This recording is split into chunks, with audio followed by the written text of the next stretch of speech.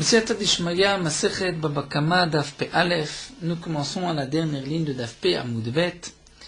Pour aussi un Daf assez facile, presque, si on peut dire, de Haggadah. La Gemara commence par les 10 Tnaïm, les 10 conditions que Yeshua a imposées au clan d'Israël au moment de l'héritage de la terre. Tanoura Banana, Sarat Tnaïm, il y a 10 conditions. Itna Yeshua. 10 conditions que Yeshua a imposées au moment de l'héritage de la terre. Tout d'abord, Shiyu Merein Bechorshi. On permet aux bêtes, tout le monde doit permettre, même le propriétaire de la forêt, lorsque nous avons une forêt qui a un propriétaire, il doit permettre qu'on laisse les bêtes brouter dans les forêts. Umelaktim etzim besadotem. Un homme a le droit de ramasser du bois dans le champ de son prochain. Umelaktim asavim bechol makom. Et on peut ramasser des herbes dans tout endroit pour donner à ses bêtes à manger. Chutz mitiltan, à l'exception d'un champ où on a fait pousser du tiltan, que Rashi traduit par du fenouil grec, une sorte de plante qui en hébreu est appelée la chilba, ou dans ce cas-là on ne pourra pas enlever les herbes, puisqu'au contraire les herbes vont permettre au tiltan de mieux se développer. Vekotmim, une autre condition, kotmim netiot bechol makom. On permettra de prendre une branche d'un arbre pour ensuite le replanter, le greffer, de n'importe quel endroit, et le propriétaire de l'arbre ne doit pas s'opposer. Chutz à l'exception migroufiot shel zait. Lorsqu'un homme a coupé son olivier pour utiliser le bois pour le brûler comme combustible, généralement il laissait shte groufiot, nous dit Rashi, c'est-à-dire l'équivalent de 2 points pour permettre à l'arbre de repousser. Donc on peut couper des nétiotes, sauf si ce sont une nétiote de ce zaïd qui a déjà été coupé, qu'on a laissé pour reprendre. Une autre condition, Mayan ayotse bitrila, une source qui sort pour la première fois, et donc à plus forte raison, nous dit Rashi, pour les vieilles sources qui étaient avant l'époque de Yeshua. Donc toute source qu'on va découvrir, Bene Haïr, les habitants de la ville, Mistapkim Mimenu, pourront s'en servir. Et le propriétaire du champ où on a trouvé la source ne pourra pas dire « cette source m'appartient ». Bien sûr, nous allons par la suite, dans les 2 dapim qui suivent, expliquer chaque takana, chaque tanaï, condition de Ezra. Un autre point, nous dit la Gemara, « Umechachim beyama shel teveria » et on a le droit de déposer une sorte d'hameçon, de piège, pour attraper les poissons, même dans la mer, le lac de Tibériade. Rashi nous dit bien que ce lac faisait partie de l'héritage de Naphtali. Ou bilvad ma condition, shelo yifros kella, qui ne mettent pas, comme c'était l'habitude, nous dit Rashi, des chasseurs, de mettre des piliers et de faire des barrières de jonc dans l'eau pour ainsi attraper les poissons, étant donné que un tel piège allait empêcher les bateaux, viyamid et tasfina, allait empêcher les bateaux de passer. Une autre takana venifnim lachra geder. On peut permettre à toute personne de faire ses besoins derrière une barrière. Et Rachid nous explique que la Gemara nous dira par la suite que c'est en vérité de prendre une pierre pour s'essuyer, bien que on abîme le muret et la barrière. Même si on est dans un champ où on a poussé du karkom, du safran. On a le droit de marcher dans les chemins reshut, c'est-à-dire permis. Rachid nous explique qu'en général, lorsque on a rentré la récolte jusqu'au moment où on va semer, les gens avaient l'habitude de rendre efker leur champ, et toute personne qui voulait passer par le champ comme raccourci avait le droit. C'est ce qu'on appelait les shvila reshut, puisque les gens permettaient de passer entre le moment où on a récupéré la récolte et le moment où on allait semer. Et donc Yeshua a institué qu'on ne doit pas être makpid, on doit permettre à toute personne pendant cette période, donc au début de l'hiver, de passer, Hatchetered Revieshne, jusqu'au moment où va tomber la deuxième pluie, c'est-à-dire, nous dit Rashi, le 17 Rejvan, comme c'est rapporté dans ma Masechet Ta'anit, et à partir de ce moment-là, puisque ce qui a été semé commence à pousser, lorsqu'on va piétiner, on va abîmer, là on n'a pas le droit de passer par le champ. Umistalkim netzidei adrachim, on a le droit de marcher sur les côtés des chemins, même si c'est sur la frontière d'un champ, mipnei itidot adrachim, à cause des pieux des chemins. C'est-à-dire, nous explique Rashi, en été, puisque la boue va sécher, parfois la boue va être comme un pieu, comme un bois, tellement que la boue est devenue dure. Et donc, un homme ou une bête qui veut passer a le droit de passer sur les côtés, même si la personne va marcher sur les frontières du chemin. Donc Rachid nous explique comment le chemin est devenu donc ainsi comme un pieu, étant donné qu'en hiver, les gens marchaient dans la boue. Et donc, en marchant dans la boue, on va parfois surélever d'un côté, enfoncer d'un autre. Lorsqu'ensuite ça sèche, le passage est difficile, donc on permet de passer sur les côtés. Ve'atoe ben akramim, un homme qui s'est trompé, qui cherche son chemin entre les vignes, il y a aussi un tnaï que mefsig ve'ole mefsig viored. Il a le droit de couper des branches qui l'empêchent de passer pour donc monter, pour descendre, pour trouver son chemin. Dernier tnaï, ou met mitzvah konem mekomo. Un homme qui est mort, le met mitzvah, s'il n'y a personne pour l'enterrer, on a trouvé un homme mort dans un champ, il a acquis son endroit, c'est-à-dire on doit l'enterrer à cet endroit-là, et le propriétaire du champ ne peut pas dire je ne veux pas qu'on enterre cet homme-là chez moi. La Gemara reprend Tnaï après Tnaï et va l'expliquer. Tout d'abord, Shemerim Bechorshi. Yoshua a institué qu'on pouvait envoyer les bêtes dans les forêts. Amar Rav Papa Rapandula Amran la Daka Begassa. C'est seulement le menu bétail, Begassa, hein, au milieu d'arbres, de gros arbres qui ne vont pas abîmer donc les arbres, puisque c'est du menu bétail. Aval Daka Bedaka, c'est le menu bétail. Dans Daka, c'est-à-dire dans une forêt où il y a de petits arbustes, et donc le menu bétail va les abîmer. Ou bien Gassa Begassa, le gros bétail, même s'il y a de gros arbres, l'eau, non, Vecholshken a plus forte raison, Gassa Bedaka de l'eau, puisque le gros bétail va endommager les petits musons, les petits arbustes.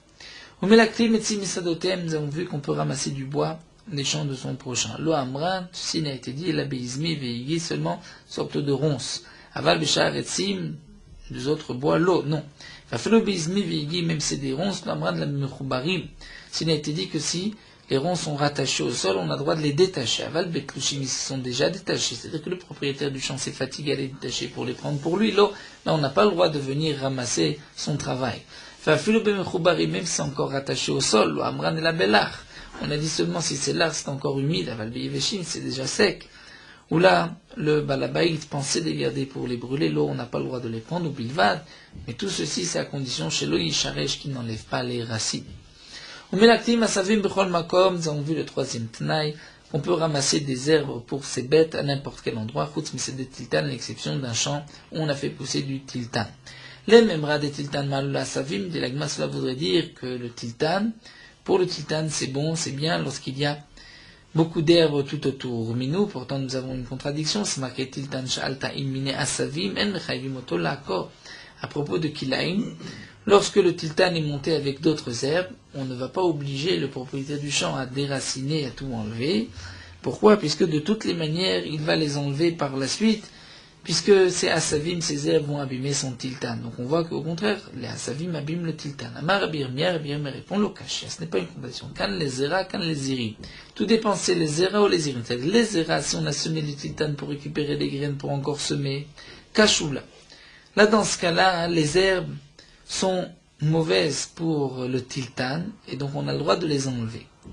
Kashoula asavim de machashela, parce que les herbes vont affaiblir les graines. Mais les irim, si on a planté le tiltan pour consommer les irim, c'est-à-dire les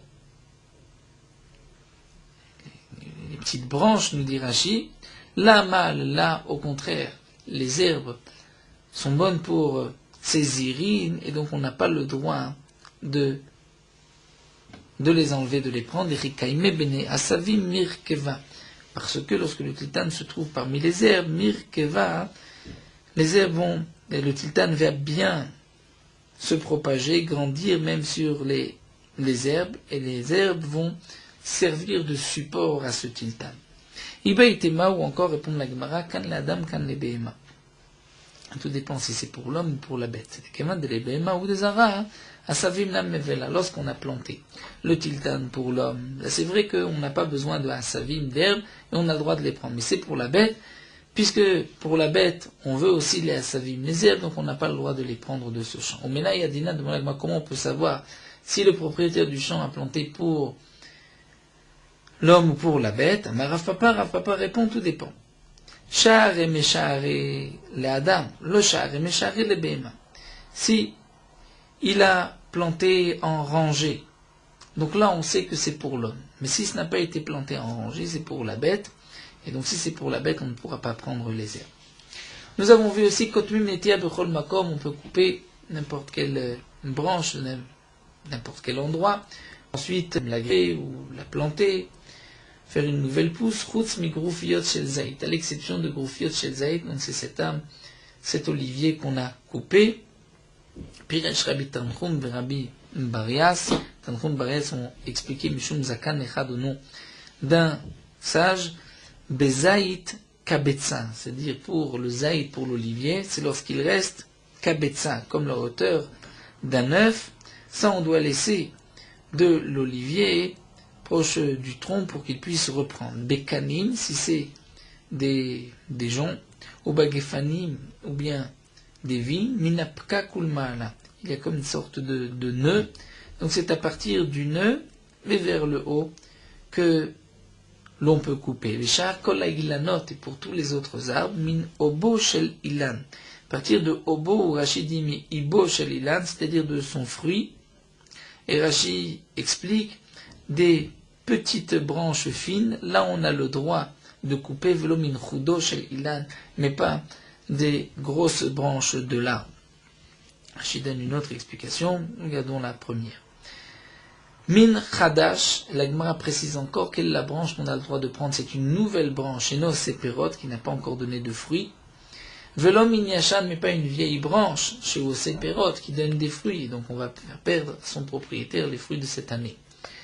Une autre précision, mimakom shenoruet achama, on a le droit de prendre d'un endroit qui ne voit pas le soleil, velo mimakom shenoruet achama, mais pas d'un endroit qui est au soleil, puisque l'endroit qui est au soleil, c'est, dit Rashi, l'essentiel de l'âme, puisque les fruits seront meilleurs de cet endroit-là, chez Nehema, comme c'est marqué, ou mimeget evuot shamesh, dans Vezot Aberacha, meget evuot shamesh, c'est-à-dire ces fruits, la récolte était douce, puisque le soleil avait fait mûrir les fruits. Nous avons vu aussi Mayan Ayotse Trila Bnehem Mistapkim Mimenu, que lorsque c'est une source qui vient de sortir, les habitants de la ville ont le droit de l'utiliser. Amar Rabba Baravuna Venoten Lo Dami. Malgré tout, dit Rabba Baravuna, les habitants de la ville ont le droit d'utiliser la source, mais doivent payer au propriétaire le prix de l'eau. Velet El Cheta Kavate Melalacha n'est pas comme Rabba Baravuna. Umechakim biyama shel Tveria, ubilvat shelo yifros kela v'yamid tasfina. Donc nous avons vu qu'on peut mettre mechakim, c'est-à-dire si de pêcher du poisson. Et Rachid vous avait expliqué plus haut comment mechakim biyama shel Tveria, c'est-à-dire on a le droit de mettre un hameçon pour pêcher du poisson dans le lac de Tveria, mais on ne pouvait pas mettre une sorte de jonc qui était le piège de l'époque qui pouvait ainsi arrêter les bateaux. Aval tzadou berachetot b'machmerot. Aval tzadou, mais il peut pêcher berachetot avec des filets, b'machmerot, c'est aussi de grands filets. Tanu Rabbanan, l'Agma nous rapporte une braïta barishona au début. Itnu shvatim zeimze, les tribus ont posé cette condition entre eux, shelo yifros kelia v'yamed et asfina, qu'ils ne mettent pas une sorte de kelia, donc de grands filets, qui allait retenir les bateaux, comme nous l'avons vu avec ces joncs qui étaient plantés dans le fleuve. Aval tzadou bereshtot marmerot, mais il peut pêcher avec sortes de filets. Tanu Rabbanan, Agman nous rapporte une braïta. Barishona, au début, hitnu shvatim zeimze. Les shvatim, les tribus, ont posé cette condition entre eux. Chez l'oifos kelia, qu'un homme n'a pas le droit donc de mettre, comme nous l'avons vu plus haut, une rangée de joncs dans le fleuve pour attraper des poissons, via Medidasfina, parce qu'ainsi il va empêcher le bateau d'avancer. Aval tzadou berashtot marmerot, mais il peut pêcher avec des sortes de filets.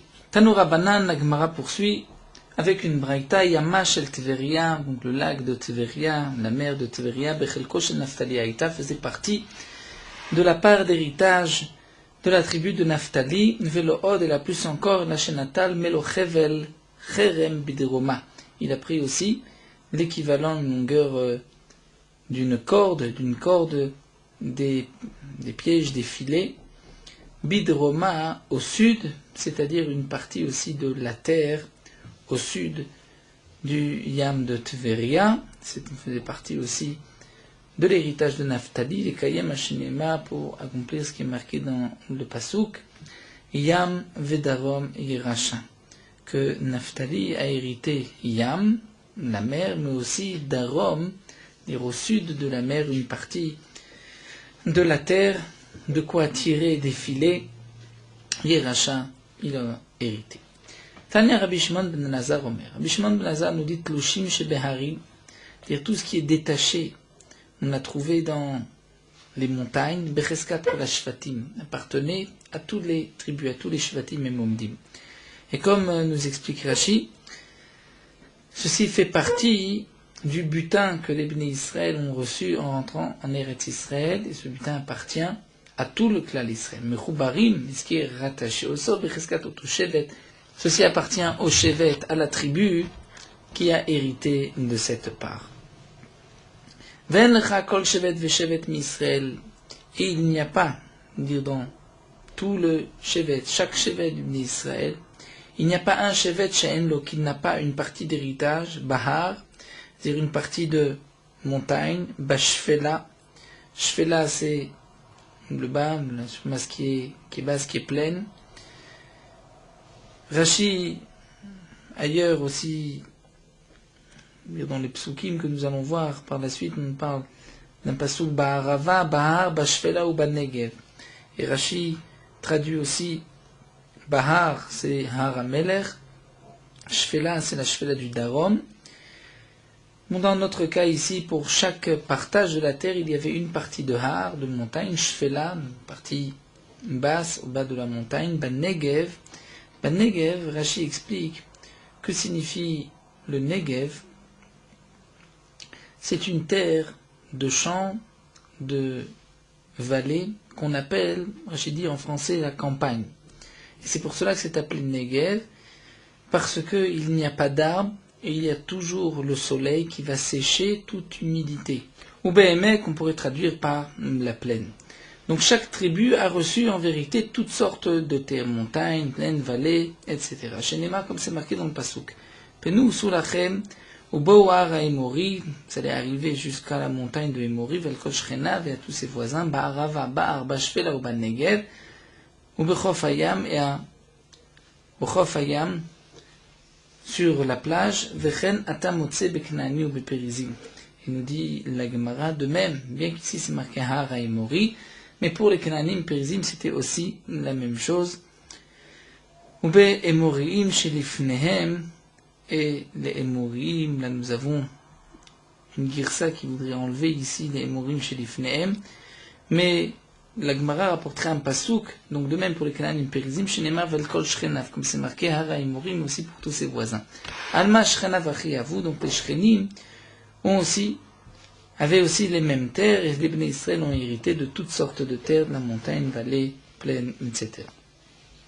Nous avons vu aussi parmi les Tnaim V'nifnim Nachore Geder qu'un homme peut faire ses besoins derrière une barrière, derrière un muret, Vafilu Bessadeh Shimile Karkoum, même si c'est dans un champ qui est plein de safran.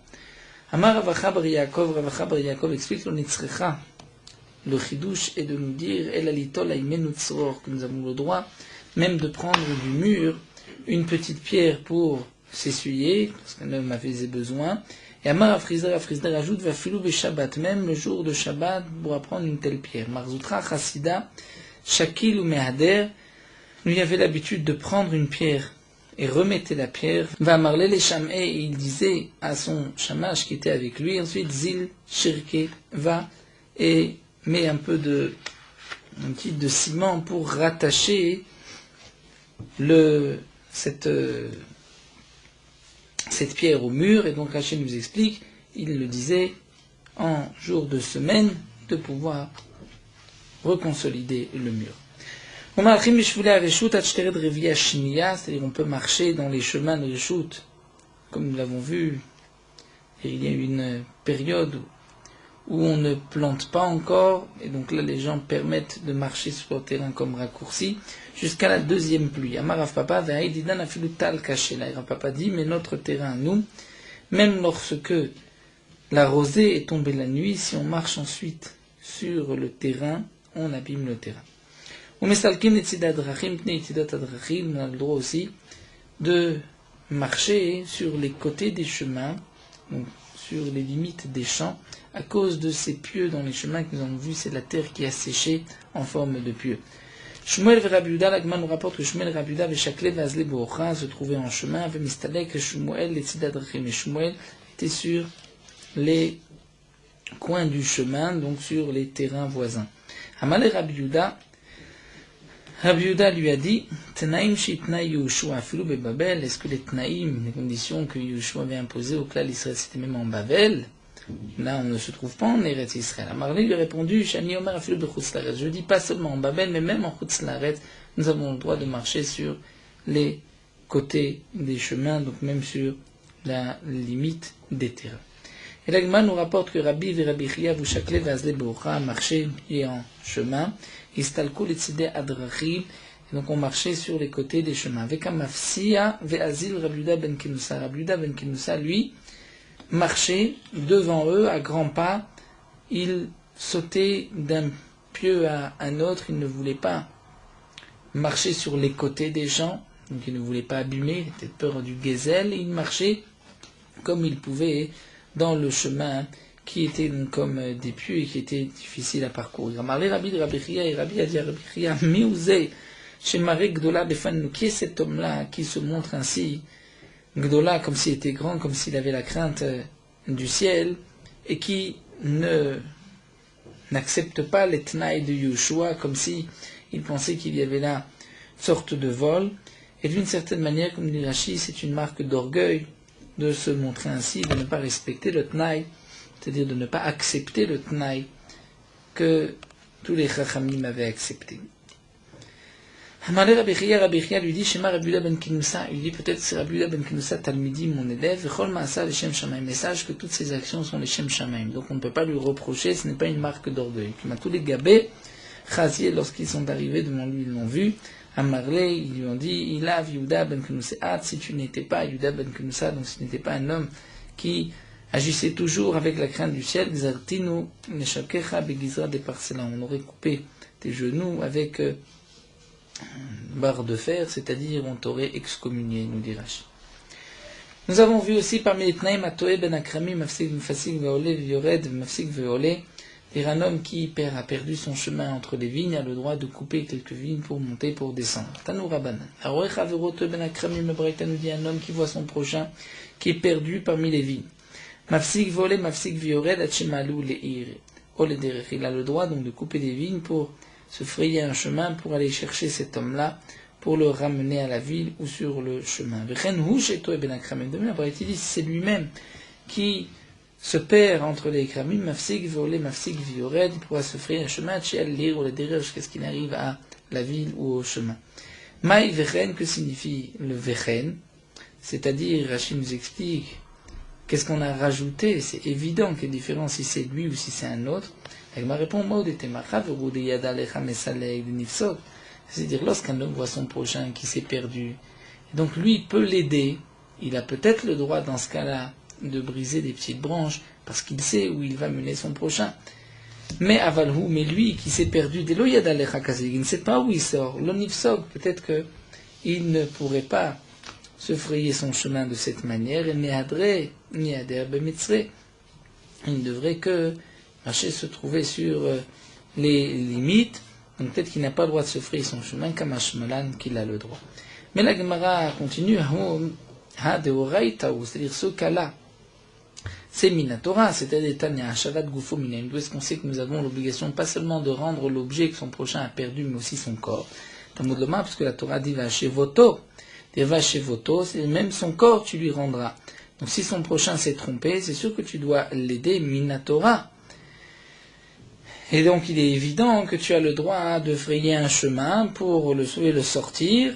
C'est d'une certaine manière lui rendre ce qu'il a perdu, lui rendre son chemin. Et il est évident que je n'ai pas besoin d'un tnaï de Yoshua pour cela. La Gemara répond, Deoraita Udekae Bemitzre, et des Minatora, il doit faire le tour et marcher sur les limites du champ de vigne, mais il ne pourra pas rentrer à l'intérieur. Atehu, Yoshua est venu, Takin Mafsik Muled Mafsik Viored, mais ainsi de suite qu'on peut à l'intérieur même couper des branches pour avancer. Umet mitzvah kanam komo, un autre dit, nous avons vu que si un homme est mort, dans un champ, il a acquis son endroit. Urmin. Pourtant, demande la Gemara, c'est marqué à Motse met mutal beisratia, un homme qui trouve un homme mort qui s'est couché dans le Reshut Arabim, domaine public, qui a au moins 16 mètres de large. Mais Fanouli Yamin Isratia, ou l'Ismon Isratia, il ne laisse pas au milieu, il va le mettre sur les côtés, à droite ou à gauche. Si d'un côté il y a Sadebour, un terrain qu'on laisse reposer ou un terrain qu'on ne va pas labourer, mais il y a de l'autre côté Sadénir, un terrain qu'on a labouré mais qu'on n'a pas encore semé. Mais Fanouli Sadebour, il vaut mieux l'enterrer du côté du Sadebour pour ne pas abîmer le Nir, la Harisha, ce qui a été déjà labouré. Sadénir et Sadézera. S'il y a d'un côté un champ où on a labouré mais on n'a pas semé, de l'autre côté on a un champ où on a semé, alors Mefanu Sadnir, il vaut mieux le mettre à l'endroit où on n'a pas encore semé. Ayu Shtem Borot, Shtem si les deux terrains étaient Borot, ou Shtem Nirot, ou Shtem Zruot, donc les deux où on n'a pas labouré, les deux où on a labouré, on n'a pas semé, ou les deux où on a semé, Mefanu Makom Shirtse, on peut le mettre là où on veut. En tout cas, nous voyons ici que lorsqu'on trouve un mort, on ne va pas l'enterrer sur place, on peut le mettre à droite ou à gauche. L'Agma répond, Amar Rabibi Bemutal à la Metzer. On parle du cas où le mort est posé dans la largeur, dit Rashi, du chemin. Donc les gens vont passer et vont être impurs puisqu'ils vont marcher dessus, ils seront impurs betumat oel. Donc c'est pour cela qu'il vaut mieux le mettre sur le côté. Mitor shinitan lefanoto, puisqu'on a le droit de le déplacer, alors mefanokom comme shirtsi, on peut le déplacer là où on veut. La Gemara continue à Amré, à Sarah, à Nechatzarea vient. Une autre question, nous avons vu Ditnaïm, pourtant il y en a 11 lorsqu'on fait le décompte. Et la Gemara répond, non, mais Alchim Bishvila Reshut Shlomo Amra. Ce digne qu'on peut marcher dans les chemins, Reshut, c'est-à-dire dans un champ, après qu'on a ramassé la récolte de l'été, et que on n'a pas encore semé, on a le droit de marcher dans les champs. Ça, c'est un digne que Shlomo Amelech a institué, qu'il est Tanya Aresh, que le Perotamina Sadeh, comme c'est marqué dans la Braïta. Les fruits sont terminés du champ. Veno manière bene Adam les kanes bitor sadou. Et cet homme-là, propriétaire, ne laisse pas les gens marcher dans son champ. Ma briotom rotalaf, qu'est-ce que les créatures, les gens vont dire sur lui? Ma naïch le plouni, quel est le profit que va avoir un tel, ce plouni, ou ma briot, mazikot lo alav. Et en quoi les créatures, c'est-à-dire les gens qui vont passer, vont lui causer un tort? Pourquoi il ne... ou ma briot mazikot lo, et en quoi les autres, les gens, vont l'endommager? Pourquoi il ne laisse pas passer les gens sur lui, là, sur son champ? Allah va katou vomer sur lui, le pasouk dit, miyotov al tikrera. Si tu peux être bon, ne sois pas rat. Mais demande à Gemara, ce n'est pas un pasouk, ou miktiv miyotov al tikrera. Est-ce qu'il y a un pasouk qui dit, dans ces termes miyotov al tikrera, nous avons dit Allah sur lui, à katou vomer le pasouk dit, la Gemara répond, il, ktiv kaegavne, c'est marqué, pas vraiment les mêmes mots, mais le même sens, altimnatov mi ba'alav, c'est-à-dire n'empêche pas notov le bien ba'alav de celui qui peut le recevoir. Biot, el yadecha la sot, je vous donner la possibilité de le faire. Mais tous les cas, l'agma poursuivent, et tous les cas, il n'en a pas d'autres. C'est-à-dire, nous avons vu dit naïm, dit condition. Pourtant, il en a d'autres. Vaïka de Rabuda, le din de Rabuda. Etan, les Rabuda, omer beshat otzat zevalim. Au moment où on sort les déchets de la maison, Adam Motsis, il a le droit de sortir ses déchets dans le domaine public. Le Tzovro Koshishim, il peut le laisser 30 jours. Kedeshe Nishov Veragle Adam Veragle Behema, qui soit écrasé par les pieds des hommes et des bêtes. Shalmenat Ken Inchil Yoshua d'Israël et Haaretz. C'est par cette condition que Yoshua bin Nun a fait hériter la terre au Bnei Israël. Donc voici un autre cas, une autre condition. Vaïka, il y a aussi des Rabbi Shmuel ben Osher Rabbi Yochanan Beroka. Rabbi Shmuel, le fils de Rabbi Yochanan Beroka, des Taner Rabbi Shmuel ben Osher Rabbi Yochanan Beroka, Omer Tnaï Bedinu, c'est un Tnaï du Bedin, Shvizé Yored et Torsade Chavero, Vekotset, Shochoshel Chavero, la Tzim Nechil Shelo. C'est-à-dire, un Nechil, c'est un nid d'abeilles. Lorsqu'un homme avait dans son champ un nid d'abeilles, et le nid d'abeilles s'est déplacé et a été dans le champ, dans le tronc d'un arbre de son voisin. Il a le droit, par le Tnaï Bedin, de descendre, donc le propriétaire du Nechil, de la ruche, du nid d'abeilles, il a le droit de descendre, d'aller dans le champ de son prochain, et de couper le tronc pour reprendre le nid d'abeilles. Parce que s'il prend une à une, nous dit Rashi, il va perdre toute la ruche.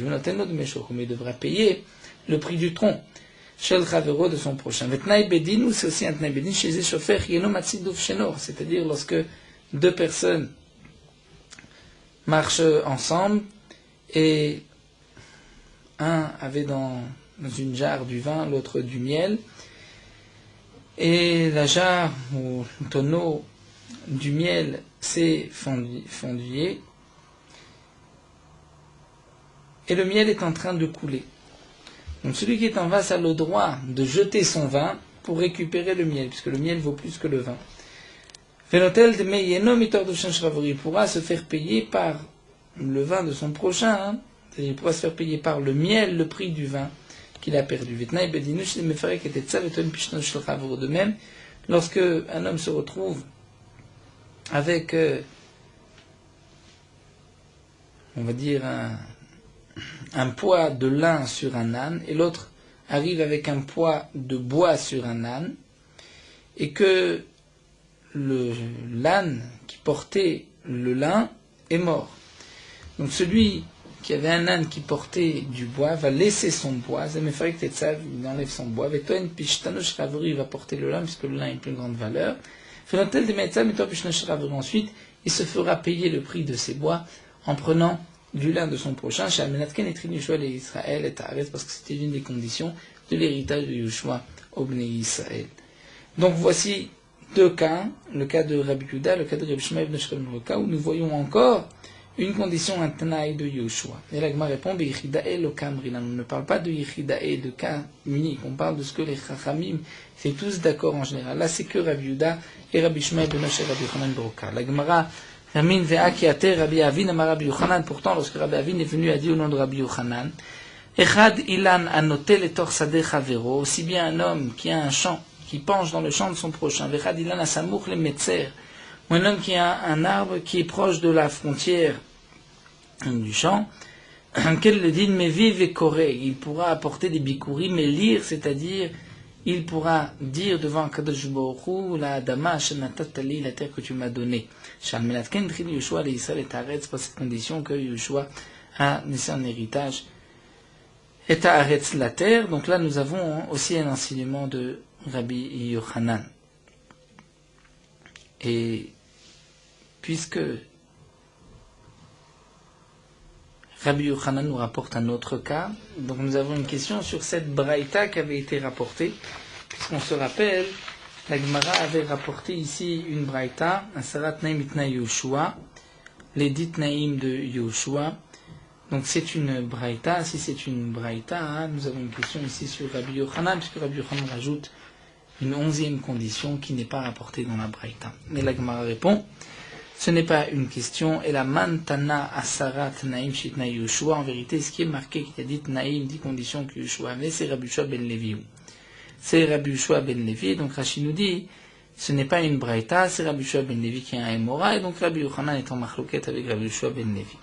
Et on termine Rav Gevia Mebekatil, Rav Gevia de cet endroit de Katil, Matnela Behedia lui enseigner explicitement que Rabbi Tanchum et Rabbi Barias, Amre Mishum Zaken Echad, ont dit au nom d'un sage, ou Manu Rabbi Yoshua ben Levi, que Sarat Naim Itna Yoshua, donc on voit que c'est effectivement une mémoire de Rabbi Yoshua ben Levi, et c'est possible que Rabbi Yochanan est en machloket. Si c'était une braïta, Rabbi Yochanan ne va pas être en machloket, rajouter encore un cas sur la braïta, mais c'est un Emora, il est en machloket avec le Amora. Donc nous arrêtons ici, on verra encore 10 takanot, cette fois-ci 10 takanot de Yoshua. Terminons avec Morot Halacha, Daf Pe Aleph, concernant l'interdiction qu'a tout homme d'aider un voleur. Par exemple, un artisan à qui on demande de préparer ou faire toute chose, comme par exemple, imaginez, parce qu'un homme a l'habitude il travaille dans les clés, on vient lui demander de doubler une clé, et il comprend que c'est une clé qui a été volée, et que c'est pour ensuite voler pour toute autre chose interdite, il a l'interdiction d'aider, et si malgré tout il aide, il transgresse, il aura donc une grande punition. Et même s'il n'y a qu'un doute, est-ce que c'est vraiment pour voler ou pas, il n'a pas le droit de les aider. Un objet qui a été volé, qui est trouvé dans les mains du voleur, nous avons l'interdiction d'en profiter.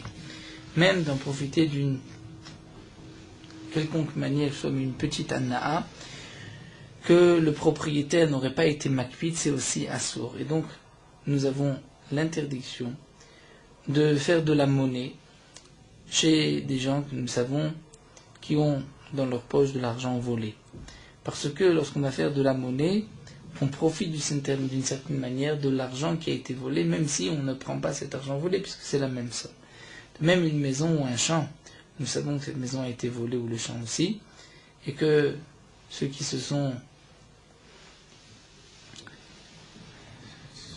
pris possession de ce champ ou de cette maison ont volé, et ce n'est pas avec l'avis du propriétaire, donc nous aurons une interdiction de rentrer et de profiter de cette maison ou de ce champ.